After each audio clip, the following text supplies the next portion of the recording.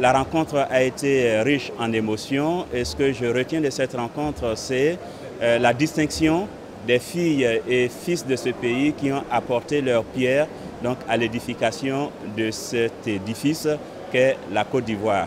Je crois que c'est une source de motivation pour les uns et les autres de s'engager et de se donner donc, pour la prospérité, pour le succès, pour le développement de cette nation. On doit saluer la mise en place du conseil d'administration de la couverture maladie universelle qui sera une couverture de santé rapprochée à tous les citoyens de Côte d'Ivoire en ce sens que chaque habitant vivant sur le sol de Côte d'Ivoire aura des soins minimums gratuits à lui apporter par le biais de cette couverture maladie universelle. Le président de la République a salué et la centrale humanitaire engage tous ces 800 000 travailleurs à travailler dans cette optique, à travailler pour la réconciliation nationale, sans discussion, sans préalable. Tous ensemble, nous allons relever le défi de l'émergence de 2020. Le message que je voudrais laisser à ceux de ma génération, c'est de suivre l'exemple de nos pionniers et surtout du président de la République qui invite tous les Ivoiriens à l'effort. C'est au bout de l'effort qu'on arrive au bonheur. Et je crois qu'aujourd'hui, tous les Ivoiriens étaient fiers, ceux qui étaient au palais ici, ceux qui étaient en dehors du palais. Nous avons assisté à un défilé militaire impeccable. Cette fête nous donne l'occasion, à cette année préélectorale, de penser à la Côte d'Ivoire réunifiée.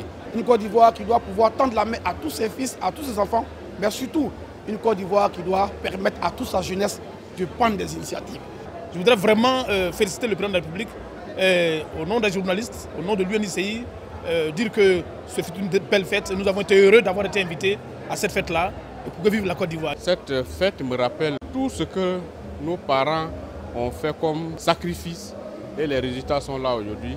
On ne va pas retourner le couteau dans la plaie des crises, que tous les Ivoiriens se mettent ensemble pour qu'on aille vers le développement économique et social de notre pays. En faisant un parallèle avec Houphouët-Boigny, aujourd'hui, nous avons son fils spirituel, à la personne du président Alassane Ouattara, qui, pour atteindre l'émergence en 2000, il faudrait l'effort de chacun et de tous. Moi, j'ai trouvé que c'était une belle fête, paix et joie pour la Côte d'Ivoire. J'ai été très heureuse d'avoir été invitée par le président de la République et son épouse à l'occasion de la fête de l'indépendance. Donc je profite de votre micro pour lui souhaiter bonne fête d'indépendance. Je voudrais souhaiter une bonne fête d'indépendance à tous les Ivoiriens.